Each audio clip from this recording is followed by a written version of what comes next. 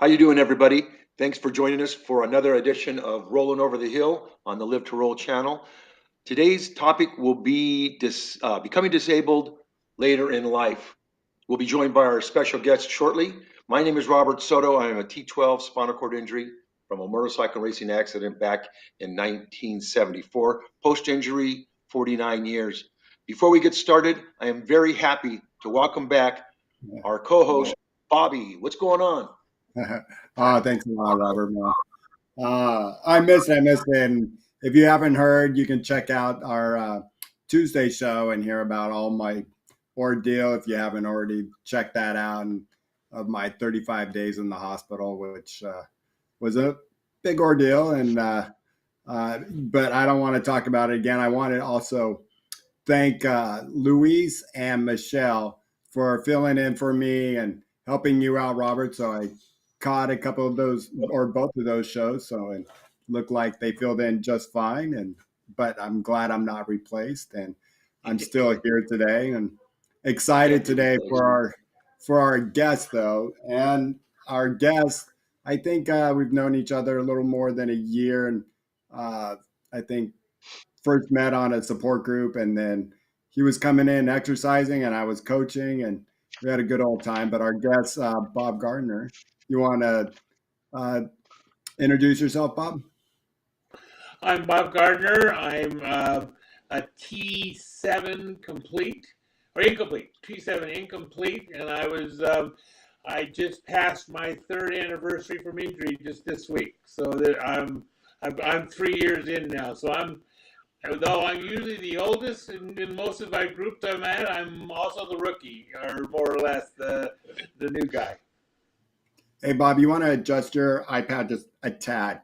We're just getting a little bit of feedback. It could be the vibration of your microphone, just a little bit, but there we go. How do I adjust it? We're just getting okay? Yeah, that's fine. Yeah, there's just a little crackle. I'm not sure why we didn't have that earlier, but no worries. Okay. But we can still hear you just fine.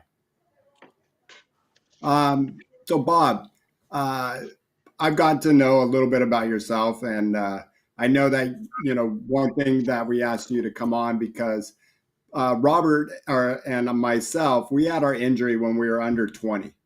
And so we know what it's like to be young, getting through our rehab at a young age. It's a lot easier. We're a lot stronger. Our mindset is in a different place. We don't have to worry about our house. We don't have to worry about family. Our mom and dad are taking care of us, but we're not taking care of anybody else. Where, later in life, you got hurt and you have a family and you have a wife and you have kids and grandkids and obligations and responsibilities, Yeah, you have responsibility. Where Robert and I were just like bumming off the parents, just able to figure out life the way we want to after our injury. So I'm wondering if you can start, maybe tell us a little bit of your background, your story. I know, maybe start from your teaching days I know you're a principal, but yeah, tell us a little bit about yourself. Yeah, well, I'm born in Southern California, all my life, and so actually about 5 years old, I moved here into Anaheim, and so I've been part of the Anaheim community most of my life. And so I was a 5th and 6th grade teacher for 13 years. And then, as we say in the education business, I went to the dark side and I became an administrator and a principal. And then I served as 22 years as a principal in the Anaheim City Elementary School District. And then after that, I retired for about a half a year, and then I ran for the school board, and I ended up winning the school board, and I was on the school board for 4 years. And then with redistricting of changing the district, when my term ended, there was no place for me to run. So that ended my career as a board member. But so I retired from being a principal in 2011, but I didn't. I stayed really, really active. I have 4 charities that I'm very involved in. This is not just a name sitting on as an honorary member or going to meetings and writing a check. I kind of run 3 of the 4. Wow. charities, and I'm very involved. And so I was, and I'm also sit on it as when I left the school board. I had been instrumental in them passing a bond election that raised money to build schools, but I didn't trust the district, so I had them put me on the oversight committee that watches that. And so I still serve on the school bond oversight committee, and I was serving on a committee to oversee a brand new program we had. As I left the school, I opened up a school. As I left, I opened up a brand new school, and we had a very interesting deal. We opened up a library there that was a school library during the day and a public library for the community at night. And Wow. so I also was sitting on the advisory council for that. So I was retired, but I was not sitting on my couch. I had 4 charities and 2 committees and then whatever else was going on. So that's what I was doing. And in fact, um, 3 years ago, I think Tuesday on the 20th, I was delivering some suitcases to 2 of the schools for kids that needed them to go up to outdoor science school, and I delivered those. Went and had lunch with my wife, and then had to go get the death certificates for my mother, who had just passed away 16 days prior to that. And on the way home from picking up the death certificate, I was rear-ended on the freeway, and I was in a transition lane. Those who know Orange County, and I was on the 90. I was on the 91 transitioning to the 5, and there from the 5, we were stopped. The 91 was moving, and so I was hit, and I suffered fractures of T5, T11, and T12, and among other things. And so then I was hospitalized for 7 weeks, and 1 week at a trauma center, and then transferred to St. Jude's. And then they say your life can change in a minute, and it might certainly did. So yes, I had finished my career as an educator, but I was still very involved in the community. In addition, my wife was very involved. She was the president of the Anaheim Public Library Foundation, which is a very large deal here in Anaheim, and puts on big events. And so we were running charity organizations out of our 2 offices here in the house. And so yeah, but that's where we were when on the February 20th, 2020. I like to say that because my mother had passed away and because I was hit, I found out about 4 weeks before all the rest of you what a lousy year 2020 was going to be, because COVID struck 4 weeks later, and so I just got the early preview. I already had decided 2020 was going to be a pretty lousy year. The rest of you found that out. You kind of set it up. So Bob, how old were you when you had your accident? I was 68, almost heading towards my 69th birthday. Yeah. So. Yeah, I mean, I know, and one thing I know about you, Bob, sounds like you're staying. I know that you've stayed active, and I can't wait to hear about what you do. But so life stops. Tell us a little bit about maybe the next couple months. How it affect the family and your wife. Well, it's a lot. I mean, and of course, the interesting thing was, family wanted to rally around me, but the second week in, suddenly the hospitals were closed, and nobody's allowed to come visit me, and nobody was, because COVID. Here we were, and so there was a lot going on. But it was hard for my family.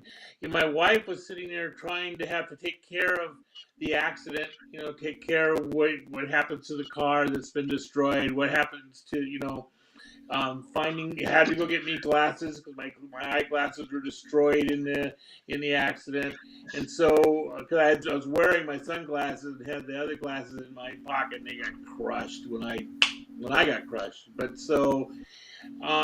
No, so there's a lot of changes, but I actually have a very strong family and a great family, and so they rallied around. My one daughter flew in immediately from a meeting she was conducting and hosting in Philadelphia, and then my other daughter, she was very interested because she was just finishing up becoming a speech and language pathologist and finishing her degree on that, and I ended up with some speech Hey, problems Bob, when I came out. we're losing your. I think we're losing your sound just a little bit. Maybe Can I try it back again. up? Yeah, maybe back up or come forward, or let's see how that works. I don't know. It just changed all of a sudden. How does this sound? Does this sound better? Oh, there we go. Perfect. Yeah. Okay, I guess I'm just too loud into the microphone. May- So anyway, so that well, and my wife, she didn't know what she was going to do, so my brother rallied around. She and her and my brother were just awesome. We took our living room.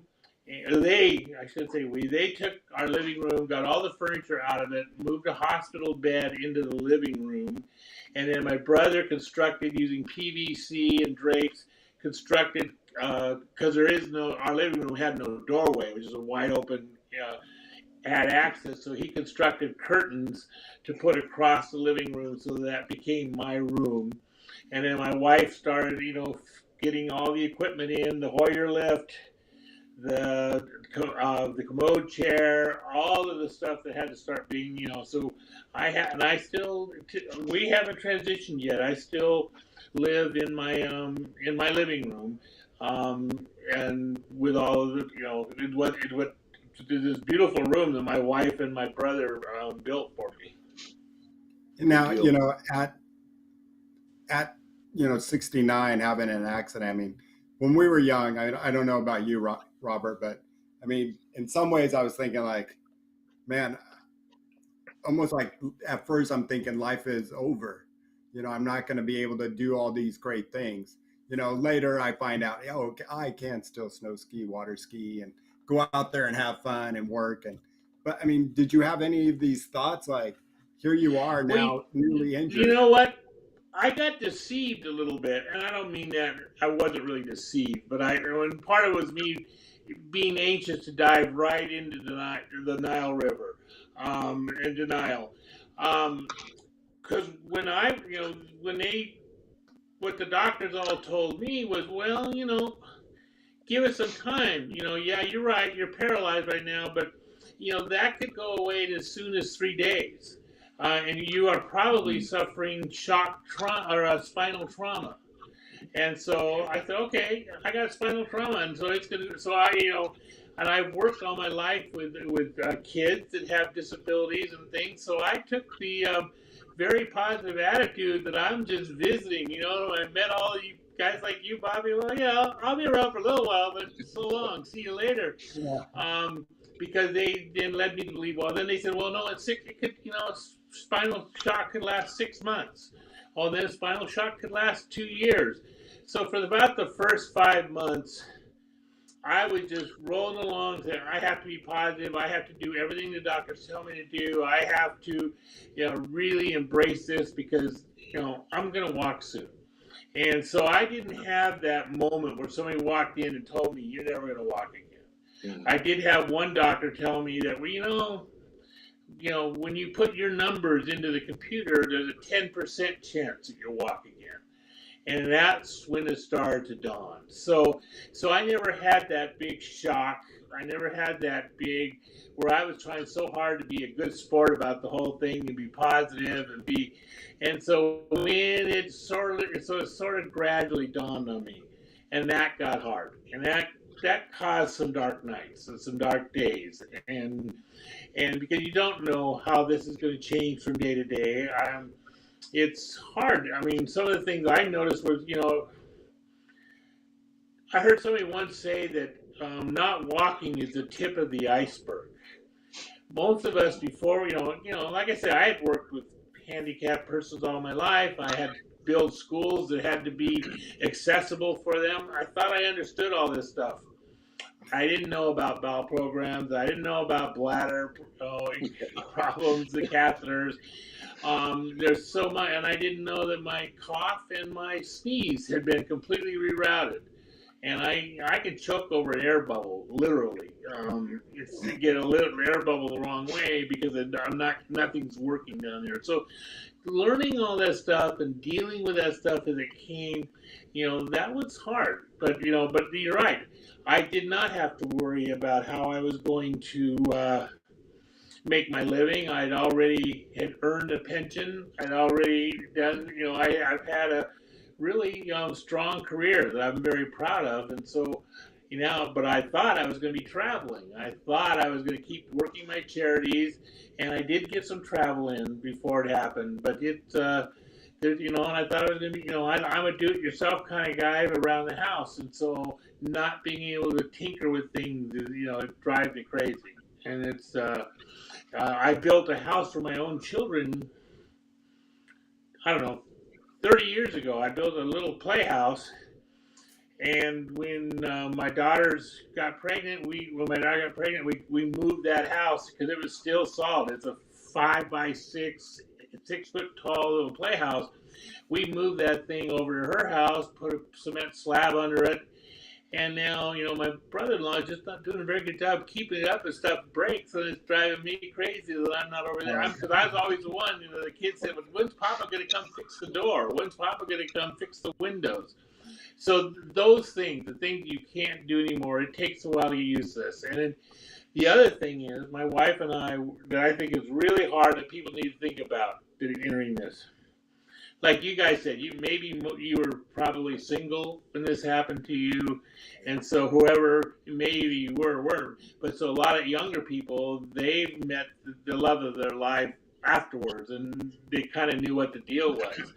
I am really exploiting the better or worse thing that my wife agreed to 43 years ago. So that's been what's been hard, because all of a sudden we work very much as a team, and we were. And on my darker days, when the glass is half empty, I feel like I've gone from being a co-leader of of a very dynamic family to being the mascot, to being he's there to cheer for things when things go right. He's there to be accommodated and get him moved so he can see what's going on. But I feel like sometimes I'm the ultimate posable doll. And just get him set up where he's got to be, and then we all go on about our activities. Yeah. When the glass is half full, I still know what a rich family I have and how much support I'm getting from all them. But all of a sudden my wife's doing all of the work, all of the stuff, or I have to coach her on some do-it-yourself things. So I have to try to fix something, and I need to remember where in that garage the right tools are, or where are the, so it is. You're right, Bobby. One of the things is, when as a young person, I wouldn't have had all the habits, all the things that I built up, and so you not only lose your freedom, and you lose a lifetime of habits you built up of things that were you, and so to me, then because of that. And because it's such an unfair burden to my wife to be my caretaker, that's my inspiration for working as hard as I can physically, doing whatever I can do to get more independent, to be like you guys. I see you guys whipping around on wheelchairs and stuff, and you inspire me. And I need to get more independent because, I'm aging and my wife is aging. And I'm afraid that what I now bring to the table, I worry that it is aging her faster. And so I feel like TikTok, I've got to, any moment I have has to be spent on rehab. Any moment I have has to be spent on getting me to be less dependent upon her and less dependent upon other people. So that, I would say that my new job has become how, it's both, it's physical exercises and all that, but it's also learning, because the hospitals don't send you out the door with any of the knowledge you need to do this. Yeah. I got a question for you, Bob. Yeah. It's something like the common denominator there when you're telling your story there, that whether you're a younger injury or a later in life injury, the common denominator is the support from your family and friends, and that we all experience. I mean, that's very important. I know for me it was. And now that I'm aging, and because I'm 69 years old, and so I'm finding myself kind of a little bit in the same boat as you are. But for me, getting injured early, the process was, yeah, you're resilient, the old immortality type thing, but it wasn't as bad For me, because I had focus on some other things in terms of I was able to walk a little bit. I mean, ambulate because it was with braces and crutches and all that. But the problem I'm having now is the aging factor. The disability piece, yeah, it's there, but now I'm at the point where my transfers aren't the same at all and not even close. Now, I don't know if that's, I know I have some injuries and damage and all that stuff, but my questions to myself is how much of it is being disabled and how much of it is the aging piece. And no matter how hard I try right now, the aging piece is just is winning out over it. The disability is there, I got that, but there's just things that I'm finding out that I really never really relied too much on others to assist and help or whatever I needed. They were there if I did need it, but it's hard. It's hard, the aging piece, because I still want to be that independent. I still want to do the things I want to do, but not because I'm disabled. It's because I'm aging and I just don't have the strength and mostly energy nowadays. I'm constantly getting lazy and getting tired. I've been retired 6, 7 years or whatever, and um, I thought, hey, yeah, it's not going to be too bad, but I am finding myself struggling a little bit with the age factor, and I'm right there with you. You want to do your best you can, but I think it's a lot harder than I anticipated it was going to be. We transitioned when I transitioned when I was younger, 19, 20 years old, to transfer from able-bodied life to disabled life. Now I'm transitioning again. And I thought it was going to be a lot easier, but I'm transitioning from disabled life to older disabled life. And so I kind of getting into a little bit of struggle with myself on that. So, you're not alone in that. Well, we got injured at different times in our life, but right now we're in the same place. Well, a lot, you just you have to respect the aging process, but like on the other hand too, it's like before I was injured, right before I was injured. Well, I had actually had problems with the flat feet, and I had to wear braces. If I couldn't walk on the beach, I couldn't walk on the sand without braces. But yet I was still able, because I still wanted to not let that slow me down. So in October, before my accident, we went on a European river cruise, and according to Fitbit, in that 9 days, I walked 50 miles. So I wasn't letting that slow me down. Yeah, good I deal. mean, okay, I'll wear braces, but and so, and so that was my attitude when I started with this was, oh, I'll just do the same thing. I'll power through this. Well, I met a little tougher adversary here with it, but you're right. And so I feel like TikTok. I feel like I have got to learn how to do. I mean, I have learned how to dress myself. I don't need the caregivers to do that. But I do need caregivers. But the thing is, everybody's situation is so different. What I am lucky is, one, I got a wonderful family. My brother is supporting me, my wife, my children, my grandchildren. Very, very strong support has been from day one. But then things like Bobby mentioned, he met me at a support group, and then I've been exercising with him. Hanging out with other SCI people is really important, because I'll give you one example. They sent me home. The nurses said I should do intermittent catheterization, and they sent me home all set up. And my wife and I set it up, and the caregivers will, every 5 hours, every 4 hours, I was catheterizing. But they sent me home with rubber catheters that were horrible. And it started to get to where my caregivers were yelling at me because it was taking me a half hour to catheterize. And then I met Dean from Mobility Professionals at one of these support groups, and I started talking, and everybody started laughing at me. Why did I still have those lousy catheters? Why wasn't I getting a better catheter? And then I got a recommendation from Dean. He sent some over for me. I tried them, and all of a sudden, catheterizing takes me 8 minutes. Yeah. I'm done. And it Yeah. was taking me half an hour to 45 minutes with what the hospital sent me home with. And so it's those kinds of things, because my family is willing to give me love, they're willing to give me patience, and they're willing to give me anything I need. But they don't have any knowledge about spinal cord injury either. And the only people that do are the ones that already walk miles in those moccasins. And so I am so grateful for what I learned from hanging with people like you. you guys. You said something interesting, and we were talking earlier today, Bob, and getting ready for the show. But and I asked you a question earlier, and I'll ask you it the same way, and hopefully you'll tell it the same way you said it earlier. But I mean, how was the effect? We know about you said you touched on your wife, and how hard it is. Now she's the kind of the turning the wrench, and now you're kind of guiding her, which I know here it most of the time it's a mess, because I'm like, no, you're turning the wrong.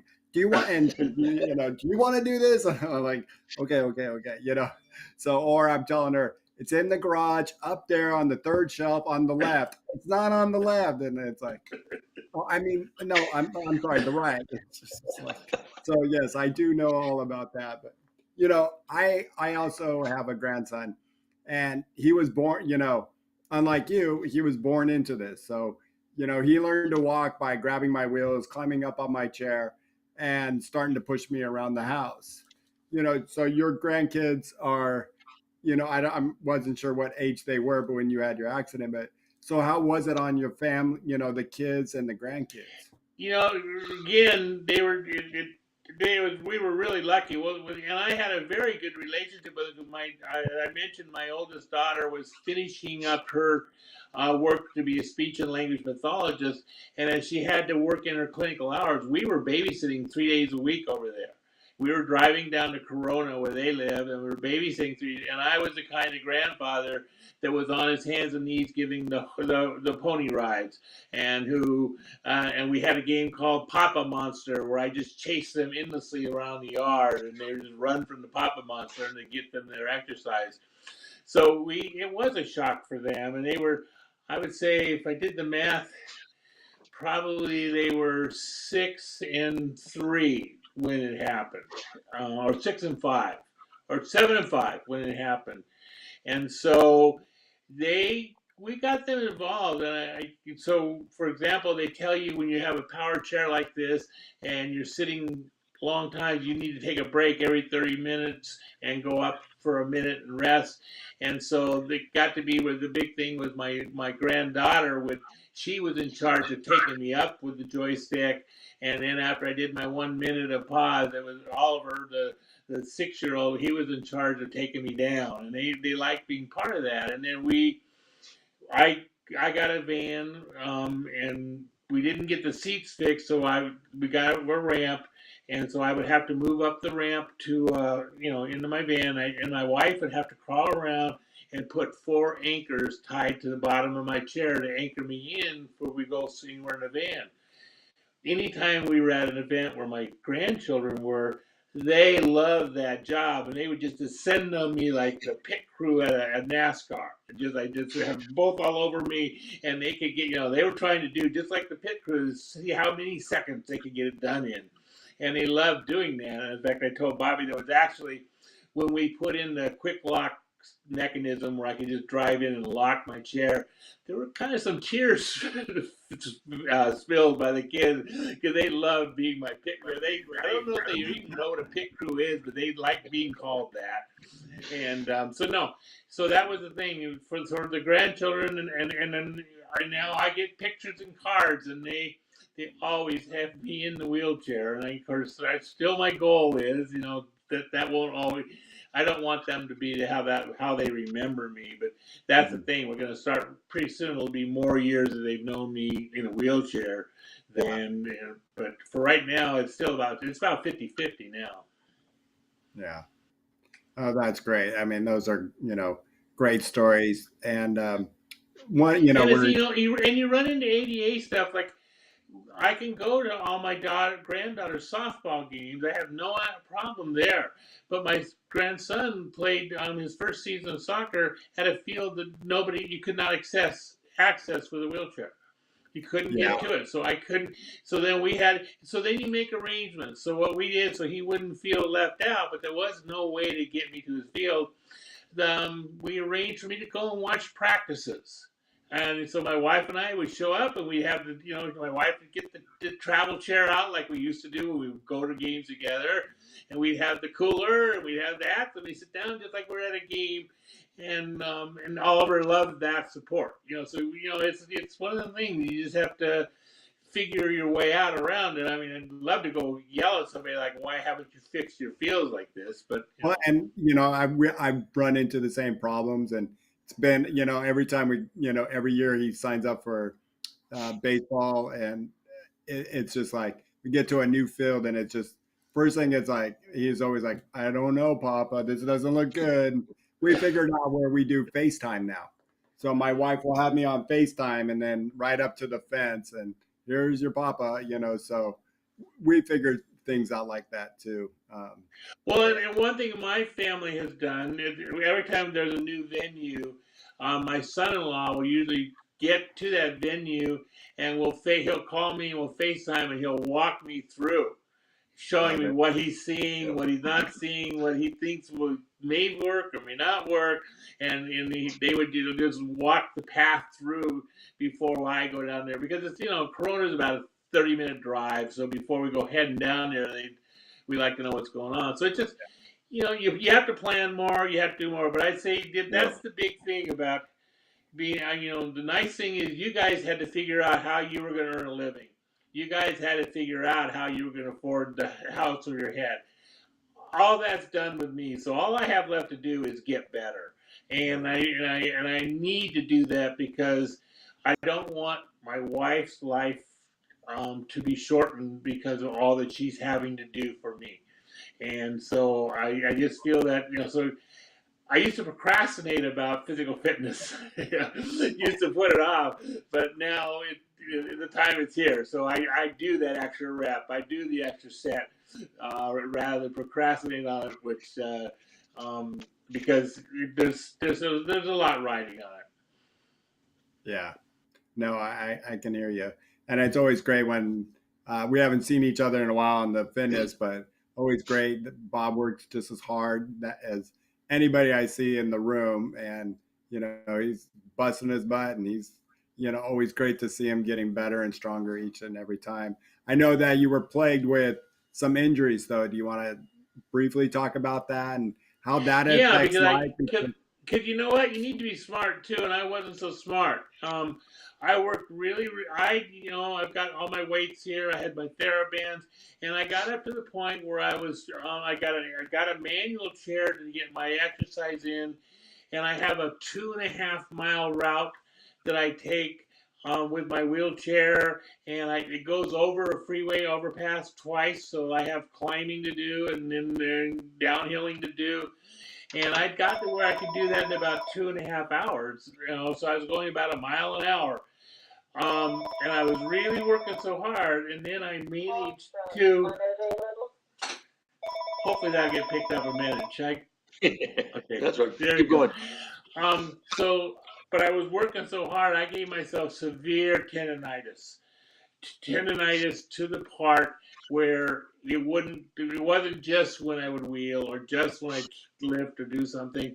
It was there all the time. I ended up needing to see a doctor. I ended up needing to be therapy, and it shut me down for almost 6 months. And so all my wheelchair stuff, so I had to take a giant step back. I'm now only my best speed I can muster is about 3/4 of a mile per hour instead of a mile per hour, and I about the most I can go out right now is about 90 minutes rather than the 2.5 hours. But so I had to step back, and so I needed to have been a little smarter. And so now I'm trying to be smarter about it because I injured both wrists severely because thought I could power through it. So yeah, got to be smart too. Yeah, yeah. The powering through it, I'm familiar with that. I kind of did that most of my injured life there, and I'm kind of paying the price for it now. But yeah, it is important. But the good thing is you're still getting out there. You're still doing it. You're not just staying back and not doing any of it. But I think you got a good attitude, and I get it. You're the things that you're concerned with, and again with your wife helping you, and the impact on her as well. So I think you're on the right track. I think you know what's going to take, and you'll find out that whatever whatever it takes and whatever works, and figure it out. Those are the terms that we all kind of discover at some point, no matter how long we've been injured. The other advice I'd give to somebody who this happens late in life too. I panicked a lot, and we made some rash decisions. I mean, right away when they took me out of the hospital, and all of a sudden there are all these appointments. But because I'm a large man, we had a really hard time arranging any transportation, and they gave me a list of places to call, Yeah. and none of them worked.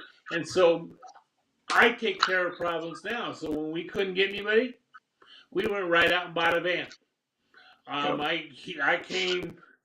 I came home on April 9th, and by the end of April, I had a van with the ramp. Yeah. And Yeah. but I bought a van I probably wouldn't have bought if I had researched it.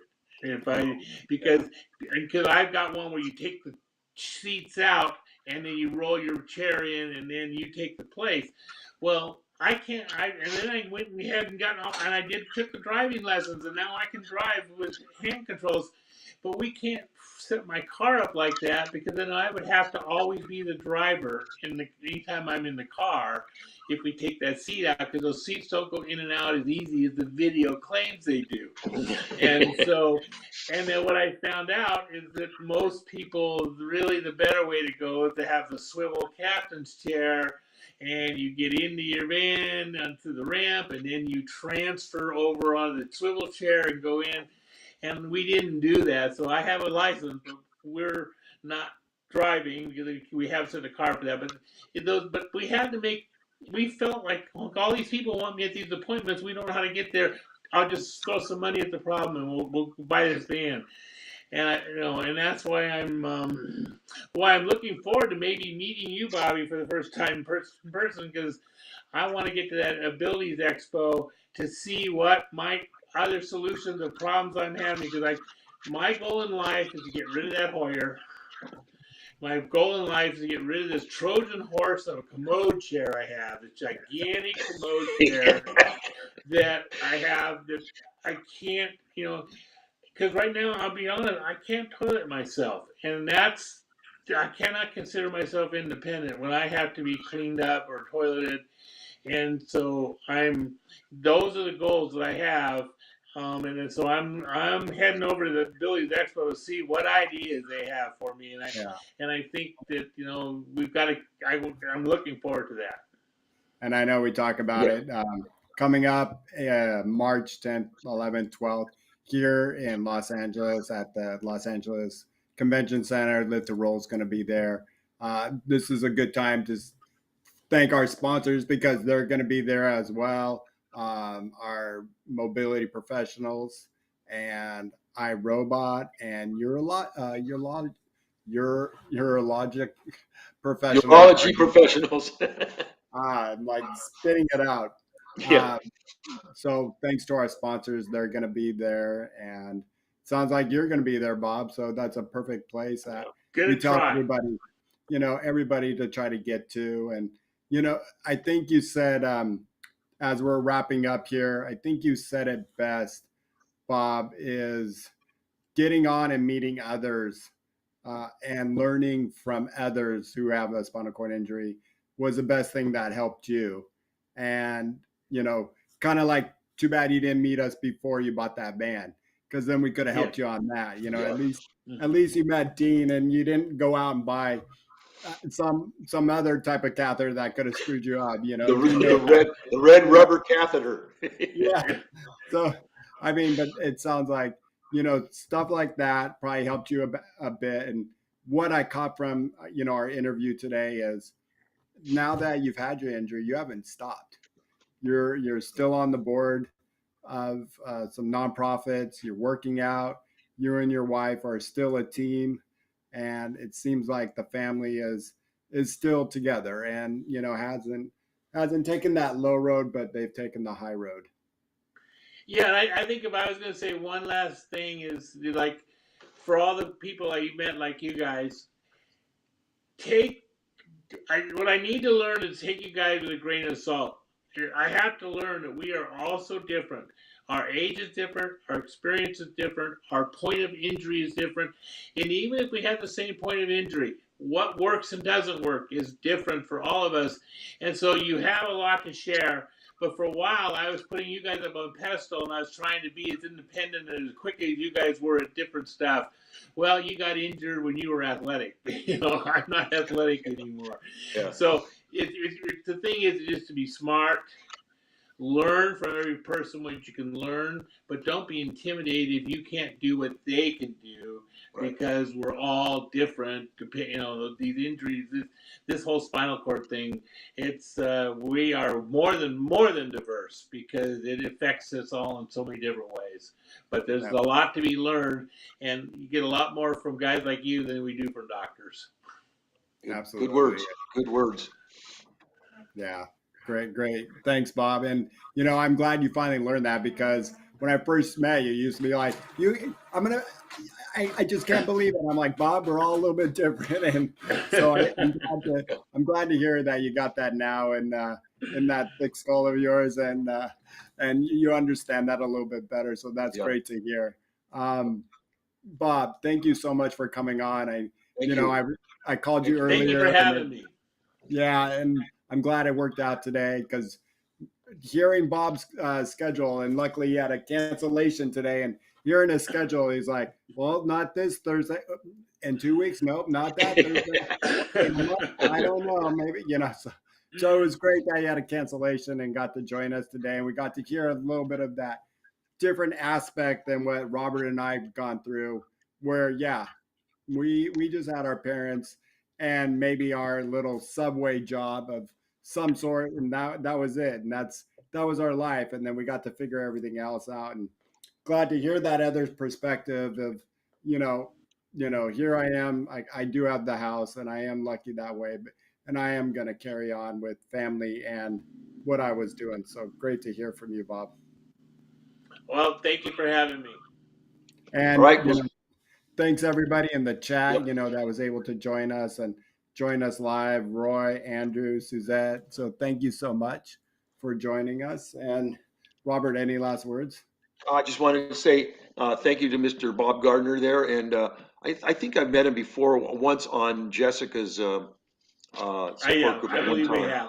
Yeah. But anyway, you got to make it to the expo. It's a must, because I've only been going to the expos the last 3 years or so, and I've been in the chair 49 years. So it opened my eyes to a lot of things that are available out there that I wish I'd have known about sooner. So you're going to enjoy it. You got to make every effort to get there. We'll be there. Okay.